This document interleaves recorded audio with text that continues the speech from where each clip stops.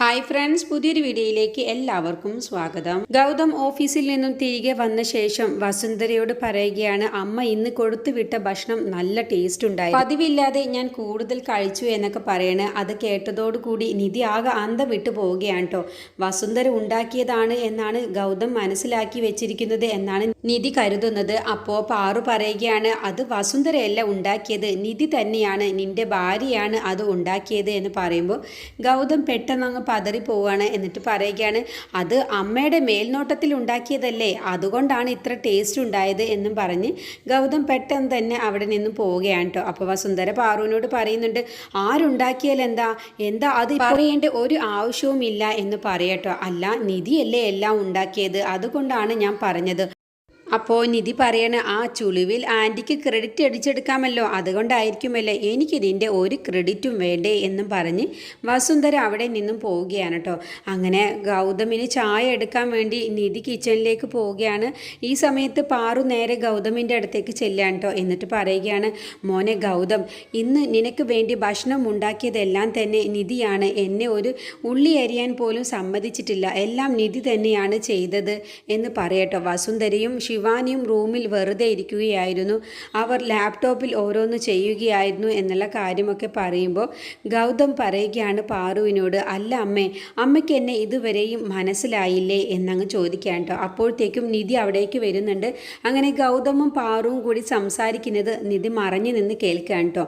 എന്നിട്ട് ഗൗതം പറയുകയാണ്, നിധിയാണ് ഭക്ഷണം ഉണ്ടാക്കിയത് എന്നുള്ള കാര്യം എനിക്ക് ആ സ്മെല്ലിലൂടെ തന്നെ മനസ്സിലായിരുന്നു, അമ്മയ്ക്ക് എന്നെ ഇതുവരെ മനസ്സിലായില്ലേ, നിധി തന്നെയാണ് എനിക്ക് ഭക്ഷണം ഉണ്ടാക്കി കൊണ്ടുവന്നത് എന്നൊക്കെ മനസ്സിലാക്കിയിട്ട് തന്നെയാണ് ഞാൻ അക്കാര്യം അമ്മയുടെ മുന്നിൽ വെച്ച്. കാരണം ഞാൻ ഓഫീസിൽ പോകുന്ന സമയത്ത് അമ്മയും നിധിയും തമ്മിൽ കുറച്ച് വഴക്കുണ്ടായില്ലേ, ആ സമയത്ത് അമ്മയോട് എനിക്ക് സംസാരിക്കേണ്ടി വരികയും ചെയ്തു. അമ്മ ഈ വീട് വിട്ടു പോകണം എന്നൊക്കെ പറഞ്ഞപ്പോൾ അമ്മയെ സമാധാനപ്പെടുത്താൻ വേണ്ടിയിട്ടാണ് ഞാൻ അങ്ങനെ പറഞ്ഞത്.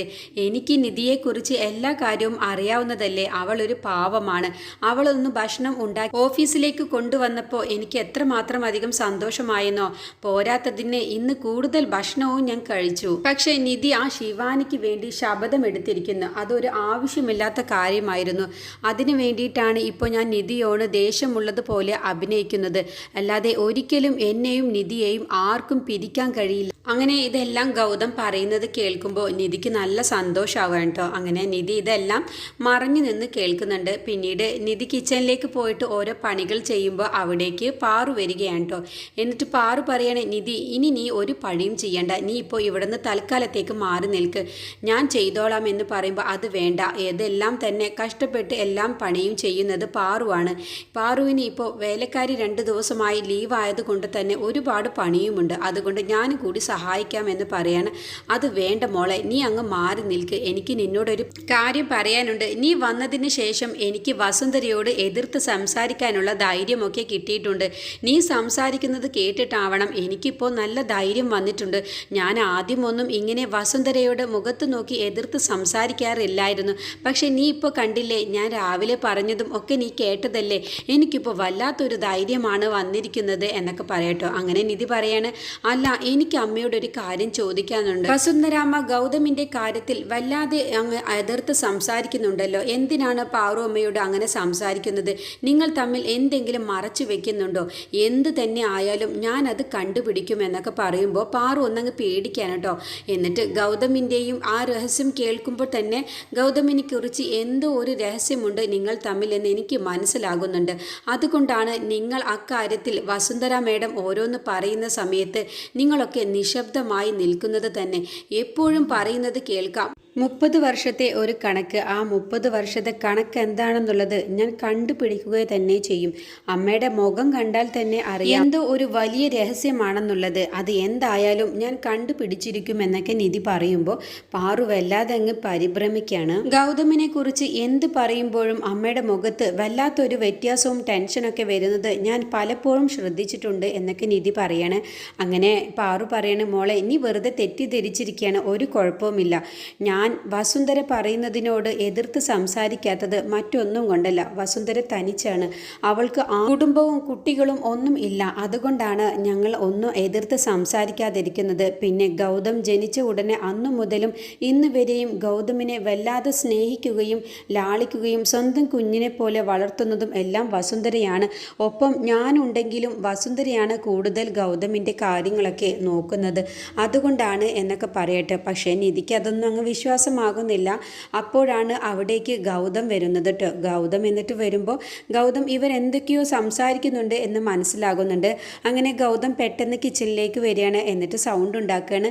അപ്പോൾ പാറു പറയണ, എന്താ നിനക്ക് ഇവിടെ കിച്ചണിൽ എന്താ ഇത്ര തിടുക്കപ്പെട്ട് വരാൻ? നീ എന്താ നിധിയെ കാണാൻ വേണ്ടി വന്നതാണോ? നിന്റെ ഭാര്യയെ കാണാതിരിക്കാൻ വയ്യാത്തോണ്ടാണോ വന്നത് എന്ന് ചോദിക്കുമ്പോൾ ഗൗതം പറയണ, എന്തിന് ഞാൻ അവളെ കാണണം?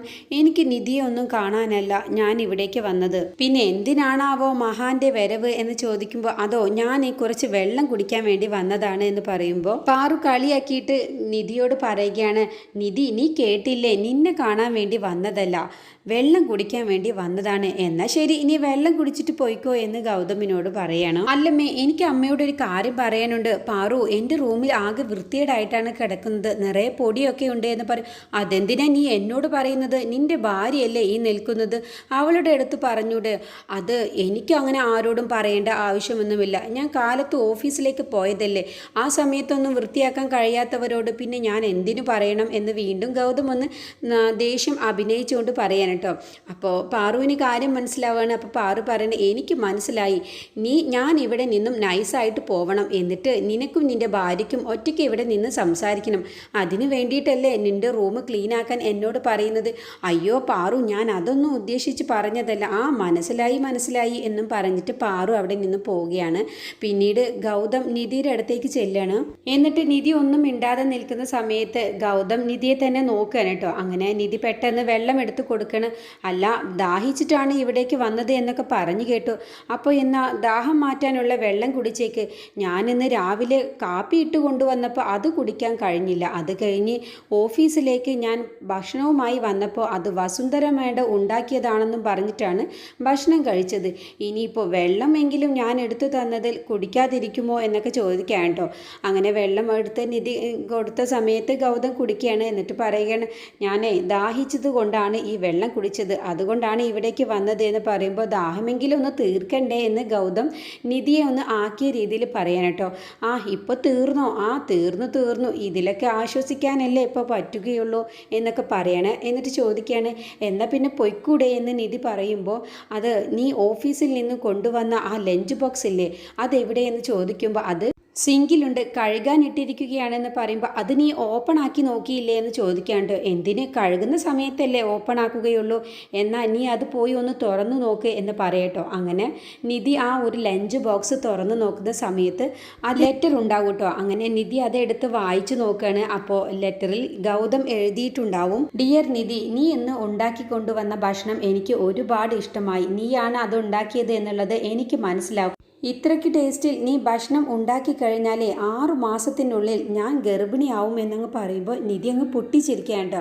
അപ്പോൾ പെട്ടെന്ന് ഗൗതം പറയണ, അത് ഗർഭിണി എന്ന് ഞാൻ ഉദ്ദേശിച്ചത്, നീ ഇത്രയ്ക്ക് ടേസ്റ്റിൽ ഭക്ഷണം എനിക്ക് ഉണ്ടാക്കി കഴിഞ്ഞാൽ ഞാൻ കൂടുതൽ ഭക്ഷണം കഴിച്ചു പോകും, അപ്പോൾ എനിക്ക് വയറ് ചാടില്ലേ, അത് ഉദ്ദേശിച്ചുകൊണ്ട് ഞാൻ പറഞ്ഞതാണ്.